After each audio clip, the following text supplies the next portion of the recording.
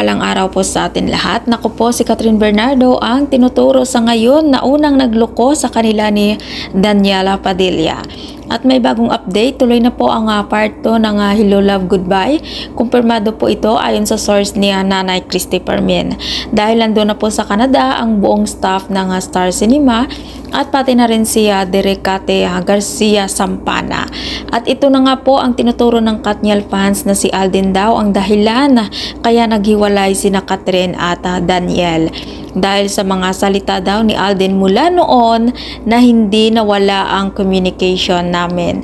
At may nagpapalabas pa na habang nagsushoot daw sa Hong Kong si Catherine at Alden, sila na daw po, naku po.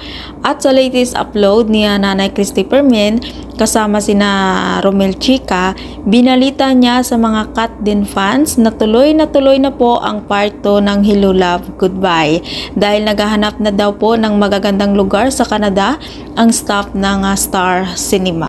Dahil din dyan, nagbigay ng pahayag si Nanay Christy Permin sa mga balita na nakakarating sa kanila na sinasabi na si Catherine Bernardo daw di umano ang unang nagluko dahil sa nanliligaw na si Alden Richard kay Catherine.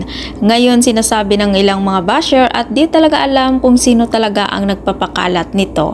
At sinasabi talaga nila na si Catherine Bernardo talaga ang unang nagluko kaya sila naghiwalay ni Daniel. At ang tinuturo nila nga dahil ay si Alden Richard. At ito po ay nilinaw ni Nanay Christy Permin na wala po itong katotohanan ng mga bagay na yan at dahil lantaran na parang nanliligaw si Alden kaya Catherine sa ngayon. Ang sabi ng mga basher at fans ni Daniel Padilla, bakit ang bilis-bilis daw palitan ni Catherine si Daniel. Pero ganun pa man, hindi talaga natin alam kung kailan talaga naghiwalay sina Catherine at Daniel. Baka matagal na silang hiwalay tapos nakaraang taon lang nila inamin na hiwalay na sila dahil kalat na po ang balita na sila ay hiwalay kaya wala na silang takas kaya kailangan na nilang aminin. At kung ikaw hindi pa nakasubscribe ng aking channel, mag-subscribe ka na sa aking channel, Ivisky Velasco.